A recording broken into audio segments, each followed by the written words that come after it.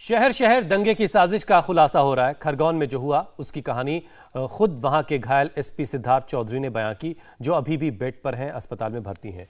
रामनवमी पर दंगे की साजिश पर और एक और खुलासा गुजरात के आनंद से। गुजरात पुलिस के मुताबिक पूर्व नियोजित साजिश के तहत हिंसा हुई। आनंद जिले के दंगे की साजिश का मास्टरमाइंड मौलवी मुस्तकीम है, जो फरार चल रहा है। और पुलिस ने दंगे की साजिश में जमशेद पठान नाम के एक संदिग्ध को पकड़ा है। और खुलासा यह हुआ है कि पत्थरबाजी के लिए लड़कों को बाहर से लाया गया था। पत्थरबाजों को आर्थिक और कानूनी मदद का भरोसा देकर यहां लाया गया।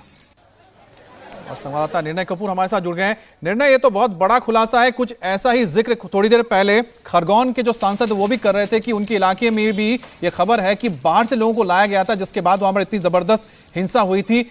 ऐसी ही खबर आ रही है आनंद से। तो ये तो बहुत बड़ी साजिश और बहुत पहले से प्लानिंग चल रही थी। क्या इसकी भनक नहीं लगी थी प्रशासन को, पुलिस को? देखिए, बहुत पहले से इसकी प्लानिंग नहीं चल रही थी। इसकी प्लानिंग शुरू हुई थी अमित जिस दिन परमिशन दी गई इस यात्रा के लिए। मैं आपको बता दूं, श्री राम सेना नाम की जो संस्था है वो खंबात में यात्रा निकालती है हर साल। पिछले करीब 2 दशकों से भी ज़्यादा के समय से वो यात्रा निकाल रही है। और इस बार शायद तय कर लिया गया था कि यात्रा नहीं निकालने देनी है, क्योंकि ये लोग डीजे वगैरह जो बजाते हैं उसका रीज़न ये दिया गया था कि उसका विरोध करना है। इस बार रमज़ान का भी मौका है, ऐसे में पहुंचेगा और एक कब्रिस्तान के सामने से भी डीजे बजाते हुए निकलते हैं। तो ये सारे तमाम जो तर्क थे वो दिए गए थे। और हमें जो जानकारी मिली पुलिस के हिसाब से वो ये थी कि जिस दिन यात्रा की परमिशन दी गई उस दिन मौलवी जो मुस्तकीम है उसने अपने 2 सागिर्दों के साथ मिलकर के पूरी योजना बनाई। वाजिद और वसीम नाम के 2 लड़के हैं, इनके साथ मिलकर के उसने योजना बनाई, जिसमें उन्होंने कई लोगों से संपर्क किया और उन्हें ये एश्योरेंस दिया था कि उनके तमाम जो लीगल इश्यूज हैं या जो फाइनेंशियल इश्यूज हैं उन सब का ध्यान रखा जाएगा। यानी अगर वो बाद में जब पकड़े जाएंगे तो उनके जो लीगल लड़ाई की बात है या फिर जो कानूनी जो भी खर्चे होंगे उन सब का जो खर्चा है वो ये लोग उठाएंगे। इनके परिवार को कोई किसी प्रकार की फाइनेंशियल जो प्रॉब्लम है वो नहीं आने दी जाएगी। और ऐसा करके कुछ और लड़कों को तैयार किया गया, जिन्हें ये काम सौंपा गया कि वो बाहर से अलग अलग जगह से कई लड़कों को बुलाएं और उन्हें पहले से असाइन कर दिया जाए काम कि उन्हें पत्थर किस तरह से मारने हैं, कहाँ पत्थर इकट्ठे करके करे जाएंगे। कब्रिस्तान को चुना गया था इसके लिए, जो शकरपुर के पास स्थित है। ये बताया गया था कि कब्रिस्तान में क्योंकि पत्थर आसानी से मिल भी जाएंगे तो वहाँ कुछ पहले से अरेंज करके रख दिया गया था। और ये हमें बताया गया कि इन तमाम लड़कों को एक दिन पहले ही खंबात बुला लिया गया और रात से ही ये लोग तैयारी करके बैठे हुए थे।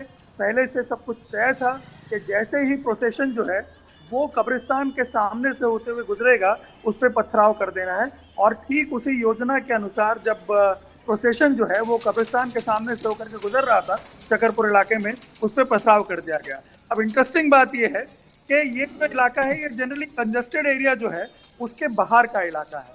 अमूमन खंबात में दंगे पहले भी होते रहे हैं, खंबात की हिस्ट्री है, कम्युनल हिस्ट्री। और जनरली ये देखा गया है कि बहुत जो सिटी का कंजस्टेड एरिया है वहाँ पे अमूमन क्लैशेस होते हुए देखे गए हैं। लेकिन इस बार का फिनोमिना जो था वो काफ़ी अलग था और जो तरीका था वो भी काफ़ी अलग था। तो इसीलिए जो खुफिया विभाग है राज्य का, उसको तो ये शंका हुई कि ये आखिर ऐसा हुआ क्या, क्यों किसी एक ऐसी जगह पे पथराव हो रहा है जो कि बहुत खुली जगह है, शहर के बाहर पड़ती है, वहाँ पे इस तरह से पथराव होने का कारण क्या था। और जब इसको एक्सप्लोर किया गया तब पता चला कि ये एक साजिश के तहत, जैसा कि निर्णय बता रहे हैं कि कुछ लोगों को बाहर से बुलाया गया और रामनवमी से पहले ही रात को उन लोगों को बुला लिया गया था। निर्णय मैं आपके पास लौट कर आता हूँ, जरा तस्वीरें एक बार फिर से हम दर्शकों को दिखा दें। ये देखिए, धू धू करती हुई जलती हुई दुकानें, किसी का जिंदगी भर का सरमाया सब कुछ जलकर खाक हो गया इन दंगों की आग में। रामनवमी का मौका था और शहर दर शहर इस तरह की तस्वीरें आईं और आनंद में भी हिंसा हुई। बहुत सारी दुकानों को नुकसान पहुंचा, कई घरों को आग लगा दी गई। देश का माहौल बिगाड़ने की साजिश पर लगातार खुलासे हो रहे हैं। आपने खरगोन में हिंसा और पथराव के पीछे सांप्रदायिक दंगे की साजिश का सच वहां के घायल एसपी से सुना और अब गुजरात के आणंद में भी एक साजिश का खुलासा हो रहा है।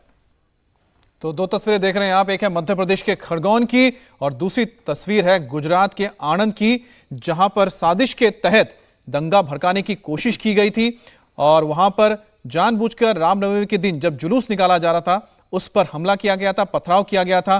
खरगोन में तो तलवार से, पेट्रोल बम से और साथ ही साथ गोलियां तक चलाई गई और उसी तरह से आणंद में भी साजिश के तहत पहले से पत्थर इकट्ठा करके रखे गए थे और साथ ही साथ बताया जा रहा है कि यहां पर तो बाहर से लोगों को भी बुलाया गया था ताकि वो इस तरह की घटना को अंजाम दे सकें। इंडिया टीवी हर वक्त हर जगह डाउनलोड करने के लिए सर्च करें India TV news Google play store या ऐप स्टोर पर।